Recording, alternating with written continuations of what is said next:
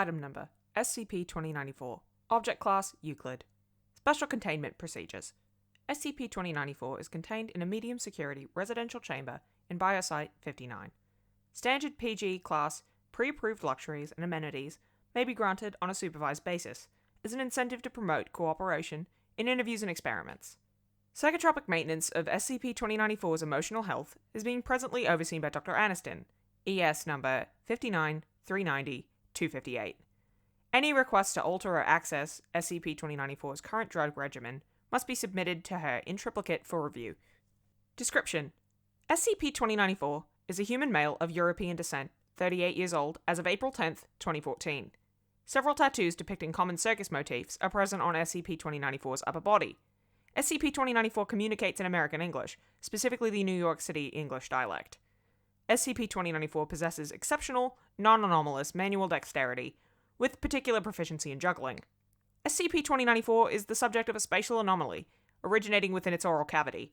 SCP-2094's lower jaw and facial muscles can be pulled and stretched up to 2 meters in any direction without causing any considerable pain or injury. Additionally, SCP-2094 is capable of redirecting any physical matter that enters its mouth into an extra-dimensional organ made of anomalously elastic intestinal tissue.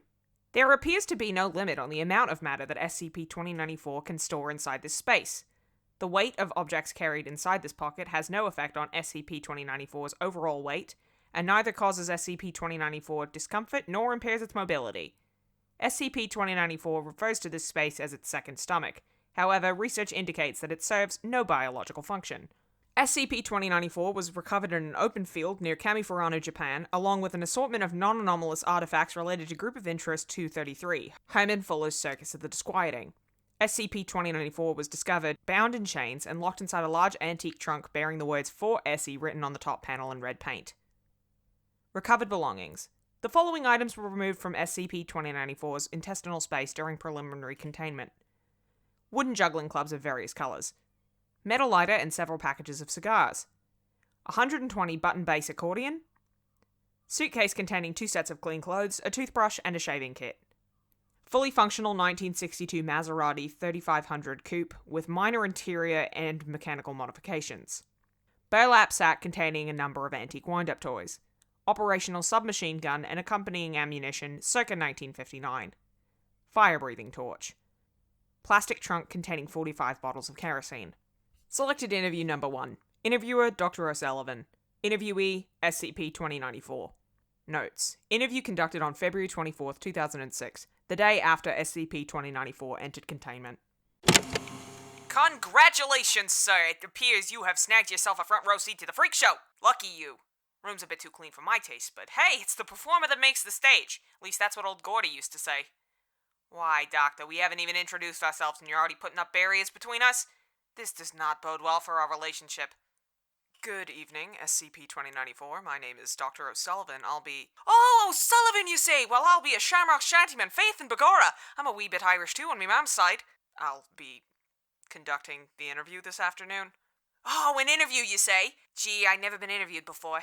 Oh, this should be fun. Does this mean I'm famous? Is this the loony bin where all the superstars eventually end up? Hey, any chance you got Andy Kaufman stashed away somewhere? I'm not at liberty to discuss the nature of this facility. Come on now, it's obvious what this place is. You guys haven't been particularly subtle about it. The armed guards, the reinforced cells, the constant observation, the delicate crystal barrier keeping me from caressing that gorgeous face of yours. Where was I? Oh yeah, any old doll could figure out what this place is. We're at Knott's Berry Farm, obviously. When are you guys gonna finally face up to facts? You're never gonna be as good as Disneyland. Not ever, no matter how many special snowflakes like me you try to recruit. You seem to be in a talkative mood. Why don't you tell me about the Circus of the Disquieting? Oh, it's a grand place, lovely people. You should go sometime. Bring the family. Make a day of it. I'd very much like to see it in person. How would I go about finding it? Doctor, you don't find the circus finds you. See, you'll trudge through your life, trawling through the muck of your mundane existence, drowning in pencil shavings and choking on the sterile fumes of your tidy little office until one day you'll realize that the stale taste of paper and politics in your soul has become so overwhelming that even the most stringent of fluoride can't scrub it away. Then, just when you started to feel like there's nothing left on this crummy planet that can make your life worth living, that's when you start to see the balloons, the lights, the clowns. It's all there to remind you that there's still some magic left in the world. Yes, that's how I imagine you would go about finding the circus, Monsieur Sullivan. Do you know about an individual at the circus with an upside-down face? Ah, so you know about Manny! Wait, what am I saying? Of course you know about Manny. You guys probably know everything from his childhood sweetheart to his shoe size.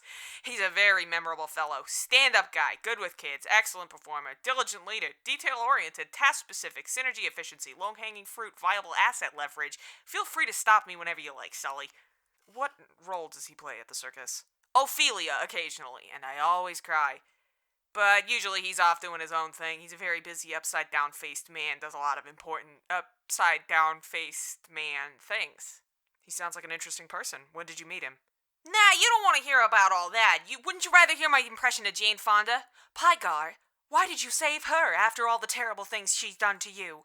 Yeah, that was pretty good, wasn't it? I can also do a pretty decent Audrey Hepburn, and my Helen Keller ain't too bad either.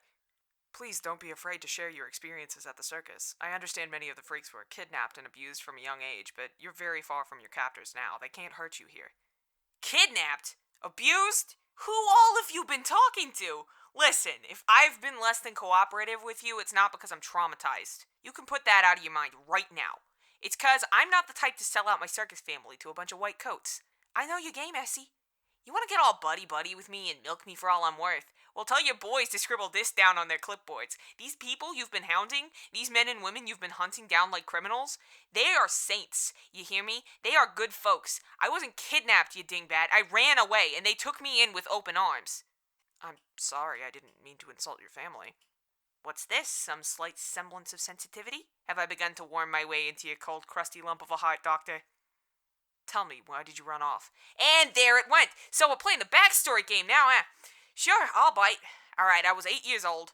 My dad hit the road long before I was born, so I lived at home with my dear old mom. A real gem of a woman, my mother. She lived an enchanted life, sitting up upon her mommy throne and drinking her special mommy water until her eyes rolled back into her head. She never hit me or anything, but she hated me. God, she hated me. And the feeling was mutual. Sometimes I would bring home a mouthful of woodland creatures just because it drove her nuts. I'd walk up to her all innocent-like, smile one of those adorable 8-year-old smiles, and then spit up a couple dozen rats onto her lap. So she was aware of your anomalous properties. What, you mean this? Yeah, she noticed. There was a good reason I wasn't breastfed. And because I was such an odd little thing, she kept me holed up inside the house pretty much all the time. Guess she was worried I'd eat somebody. Not once did it ever occur to me to bust out and hit the world on my own, though. Back in the day, I was a pretty timid kid, believe it or not. But then one night, actually, hold on, let me get back to that in a second. You ever seen Peter Pan, the animated one? I have. Okay, good. Where was I? Okay. Yeah, but then one night when my mom was asleep, he came to my room. Showed up at the window, silhouetted against the stars, just like Peter Pan. He told me that freaks didn't belong cooped up in boxes their whole lives. He told me they belonged out in the world, sharing their gifts, making people laugh and scream and puke. He told me of a place where I'd be loved by hundreds, where I'd be a star, where I'd have a real family. So I took his hand. Mommy Dearest was too deep in the drink to even notice us waltzing out the front door. And that, dear Sully, is how I wound up running away to join the circus.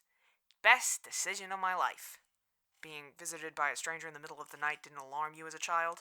Well, his face was upside down, so I suppose I should have been a little spooked, but at the time I was just excited to meet someone who was even weirder than I was. And you weren't treated badly by the circus. I'll tell you right now, the circus life ain't for everyone, but hey, Manny and the gang did the best they could. They put bread in our mouths and pillows under our heads. I got a whooping every now and again, but what kid doesn't? It's all part of growing up. Kept me in line and manned me up quickly. The folks at the circus loved me like I was one of their own. They never made me feel like being a freak was anything to be hidden or ashamed of. When you're part of a circus family, you look out for one another. You don't just turn around and sell your family out to the SCP Foundation. When the recovery team discovered you, you were locked in a trunk. You were left for us to find. Can you tell me why that is?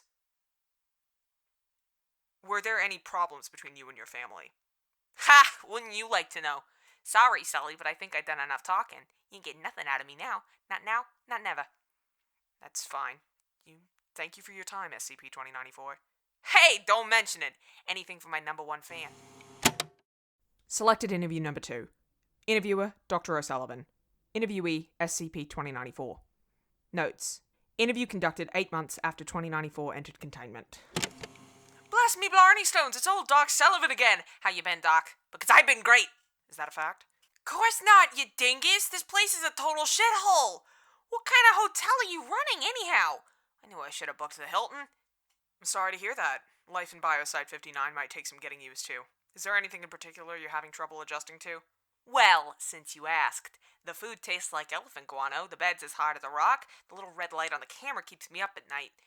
And would it really kill you guys to stock the bathrooms with two-ply? Seriously, I've slept in prisons that were more hospitable than this place. You know, SCP-2094, if you can provide me with some additional information on the circus, I could put in a formal request for improved... not that again! I'm not gonna dish, you hear me? You don't have to tell us anything that might compromise the safety of your family. We're not after sensitive information, necessarily. Just tell me about the circus. Acts you performed. Friends you've made. Anything will work. Anything, huh? Within reason, yes. And you'll give me junk if I just spin some simple yarns for you. That could be arranged, yes. Soft bed? Better food? DVDs? Those sound like pretty reasonable requests. Adult magazines, even? I'll see what I can do.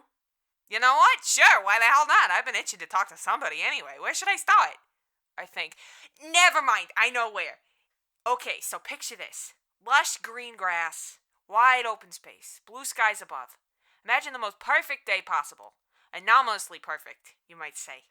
All of our days are like that. Never a rain cloud in sight. Now imagine candy-striped tents, and musicians in brightly colored outfits, and balloon animals that prance through the air above you, and clowns that actually succeed at being funny. Picture, if you will, the most beautiful goddamn circus you ever dreamt of, and then forget all about it because it's nothing compared to Herman Fuller's. Of course, it's not always what you'd call crowd-ready. Things can get a bit, chaotic at times. Alright, full disclosure, it's a madhouse more often than not, but by golly, when the normies start rolling in, there's not a hair out of place. You can thank our ringmaster for that. She is phenomenal in terms of leadership skill as well as booty. Hello, nurse! She wasn't around when I first arrived, though. The overall look and feel of the circus hasn't really changed since the turn of the century. The people, however, changed quite a bit, as they all want to do. Take me, for example. I think I mentioned before that I wasn't always the charming portrait of confidence that I am today. In the early days, I was a tender-footed little lad, recently departed from home, overwhelmed by the strange and wonderful world he'd been swept up into. I mostly just stood around staring in dumbstruck awe at everything around me. Never really talked to nothing. I was a pretty wide-eyed kid, and an adorable one from what I hear. So, obviously, they gave me the job as the human clown car. I mean, really, what else could they do but send me out on stage with a few dozen clowns waiting to lurch out of my gut? It wasn't the most glamorous job, but I did get some kicks out of it. Heh, you should have seen the looks on the audience's faces when that marching band started parading out from my lips. Priceless! Let's see. After that, I learned some juggling from a guy named Scythe. Total douchebugger, but pretty handy with a pair of swords. I never got to handle them, of course. Just balls and clubs and all that. Scythe was another story entirely. I mean, you could shove a shiv into every square inch of that guy's body, and he wouldn't bat an eye. He was a real baby when it came to getting set on fire, though, and he ended up going up in smoke in the middle of a show. Total spoil sport, him dying like that. They held a service for him, but I was busy that day. After a while, I got more comfortable around the other folks, started to assert myself. The clown shtick had to end. I mean, it was fun and all, but it didn't really mesh with my newfound sense of pride. So I did the juggling thing for a while, tossing random junk around and then swallowing it at the end. Pretty low-scale stuff, comparatively speaking, and I knew I'd end up getting relegated to the Den of Freaks if I didn't up my game. Don't get me wrong, there's a lot of great folks in the Den, and it's not a bad place, but, you know, it's not the big time. So when I got to be a horny teenager, I thought, hey, why not swallow a woman whole? At first, everyone thought I would just be a step down from the clown thing, but then I came up with the idea to put a plant in the audience, call them up into the ring, and then swallow them in one gulp. It was all right, I guess, and nicely provocative, but the act didn't really take off until I got Theodore in on it. In addition to being able to turn himself inside out, Theo also had a knack for the gymnastic stuff. We managed to make a high diving act out of it. He'd leap off a diving board, flip his innards outwards, and plop right into me. It was a hit, of course. Theo and I got a lot of attention after that, especially once we started dating. Turns out I found the guys just as fun to swallow as the gals. That act got stale for a while, though, and then I broke it off with Theo, so that put the final nail in its coffin. He went back to the Den, and I was going to be following pretty quick if I didn't think of something new to do. I thought, and I brainstormed up a hurricane, but nothing would come to me. I needed a big-ticket idea. Something that wouldn't just be a hit, but would earn me legendary status. And then one day, when I was dumping an especially long string of ideas on Quincy, he told me he'd barf a swarm of bees on my face if I didn't shut my Motormouth, and then it hit me. Motormouth! I'd gotten pretty talkative at that point, so it was an appropriate enough title to take on. But the act that came with it was a stroke of genius, if I do say so myself. Picture this. Two lovely assistants on either side of me. They pull my mouth open all good and wide. Then, all of a sudden, a Chrysler comes barreling into the big top, hits the ramp, and then sails down my throat. Pretty fantastic, huh? You don't look impressed. Imagination's atrophied, huh? Well, just take my word for it when I say it was pretty damn nifty. Great spectacle value, and legitimately dangerous. I may be magic, but I don't think that I would even survive a Porsche to the face if it were to miss. I got the legend status I was looking for, of course. Became one of the top billed acts nearly overnight. Things were going swimmingly for me, and then I ended up here. Way to go for that, ruining my life and all. At least I'll be remembered as a star. That's nice. This still sucks, though, I gotta say. Now, how much stuff did that earn me? Incident log number 1. On December 7th, 2006, SCP-2094 was found in a state of extreme distress, to the point of self-harm. Biosite 59 caretakers were able to successfully restrain and sedate SCP-2094. The following is a transcript of statements made by SCP-2094 prior to the incident. What are you...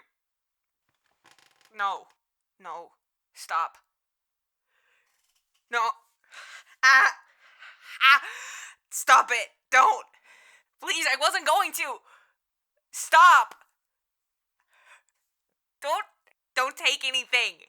It's all I have, Manny. It's all I have.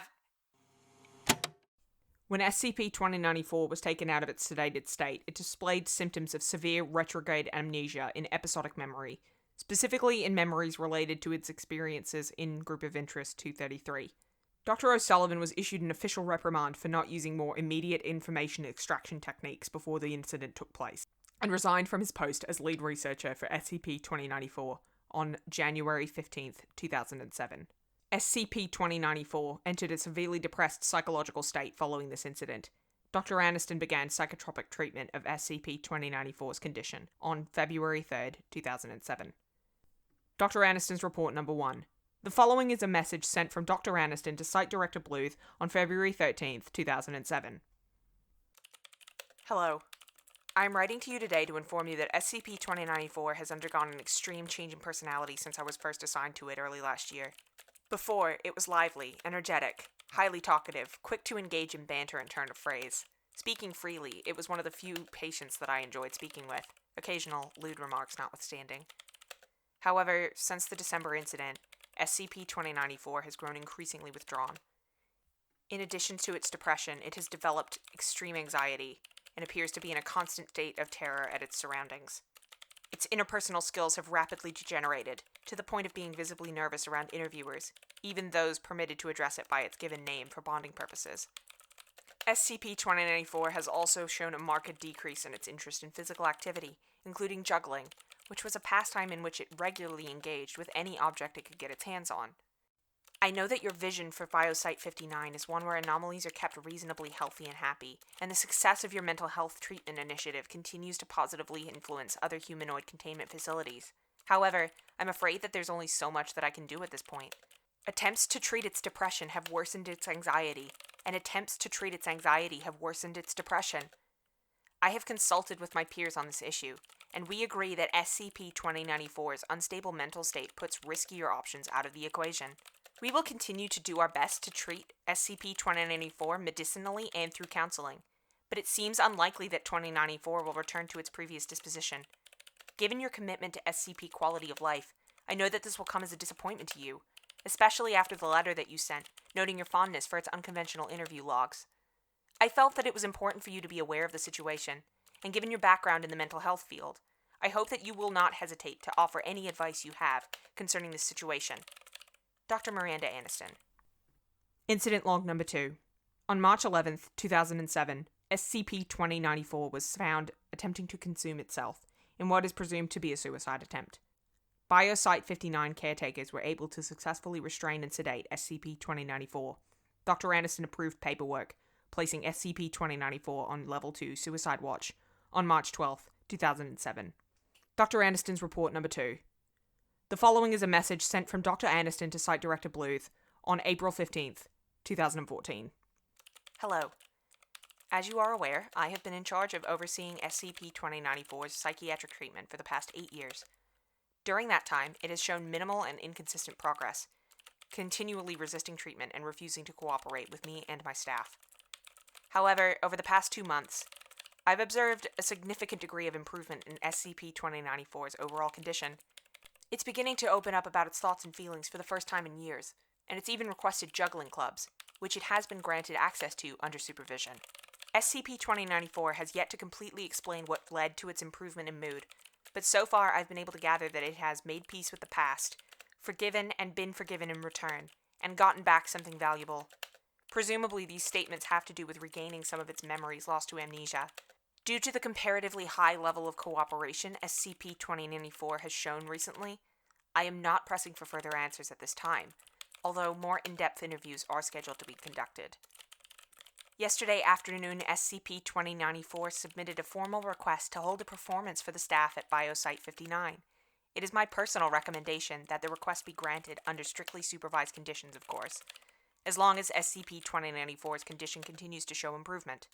I've lowered suicide risk level to RL1 and hope to see it at RLL by the end of the year.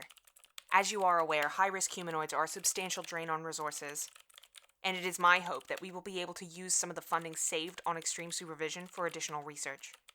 It's likely that, over the course of reading this letter, the thought has crossed your mind that SCP-2094 is merely putting on an act to manipulate personnel into complying with its whims. As SCP-2094's primary caretaker for almost the entirety of the past decade, I can safely say that if it is in fact acting, then we can assume with certainty that SCP-2094 is once again as healthy as it was during the first few years of containment. Eccentric, yes, but healthy. Dr. Miranda Aniston. Selected interview number 3. Interviewer, Dr. Aniston. Interviewee, SCP-2094. Notes. The following is an excerpt from an interview conducted on June 16th, 2014. And he ate the entire thing? Yeah, the entire thing. I told him that's my job. And then what did you do? Oh, I just decided to take the high road and give him a couple of minutes time out in my gut. Oh, you didn't? I did indeed. Boy, man, he was furious. Not as furious as he was after the old noodle incident, of course, but, You're referring to the misadventure that led to you ending up in the trunk, correct? I've wondered about that for a while now. Have you gotten those memories back? Yeah, I still don't have everything, but I got all of that stuff. Kinda wish I could forget it. That's alright. I'm not gonna press you about it if you're not ready. I know you won't. That's why I'm gonna tell you. You really don't have to. Duh, too late. I made up my mind. Okay, so you know how Manny saved me from my rotten home life? I do. Well, that's how Manny did things for a long time. He helped people. I don't think he'd been in charge for long when I joined. The thing is, the longer he was in power, the more he changed. It was little things at first, snippier attitude and all that. Folks just chalked it up to the stress of keeping all of us weirdos in order. But then he started bringing in these kids. Like, he'd always brought in kids, of course, every once in a while. Maybe like 2 or 3 a year. That may sound like a lot of kids, but you gotta remember that the Circus of Disquieting isn't just a single show. It's a multifaceted entertainment extravaganza. There's the big top show, of course, and there's also the Den of Freaks, the Menagerie of Mayhem, the individual tents for the special acts, not to mention all of the non-performance jobs. Point is, we got a plethora of people in all sorts of places, both kids and adults. But at some point or another, Manny started bringing in kids that were different from the others who'd come in before. And I should know, I was the one who usually worked with him. Manny gave the usual stories, broken family, orphans, saved from the streets, stuff like that. But there was something off about them. I figured it was just trauma, or they were overwhelmed by the circus like I had been. But something still didn't feel quite right. I didn't trust my gut, though. I was stupid for a long time. I put on my charm, played around with them, got them to warm up to the circus and forget whatever it was that haunted them. That changed with this one kid, though. Little girl. Delicate little thing, literally. That was her whole shtick. She'd fall to pieces and then put herself back together again. I was standing with her one day, trying to teach her how to juggle herself, and all of a sudden she just broke down, started crying, saying she wanted to go home. That was when I knew, deep in my gut, that Manny'd started taking kids. If the man with the upside-down face wants you to keep quiet about something, there's no easy feat to share it. I yelled. I fought. I told him that wasn't how we did things anymore. And you know what he did? He slapped me straight across the face and told me he was just doing what he could to keep the circus alive. Can you believe that? Even with everything we were doing, he still thought the circus was on the verge of collapse. In hindsight, I think he might have just been overly worried. Or maybe still hung up on Fuller's way of doing things. Either way, it's still no excuse for what he did. I couldn't stand it. I had to do something. I stashed the girl away in my mouth and snuck her off to the kaleidoscope. She was home before lunch. Manny was waiting for me when I got back. He was livid, of course. Said I'd betrayed him. Betrayed the circus. Betrayed the trust that was put in me when I got transportation privileges. He made a huge deal out of it. Called everybody together to watch him locking me in the trunk for you guys to find. It's kind of funny looking back on it now that I know that it practically killed him to do it. He was so scared of losing control. He had to make an example of me. SCP was the big bugaboo around the circus at the time, see, since the Mickey D scare had blown over. It makes sense that he'd use that to his advantage.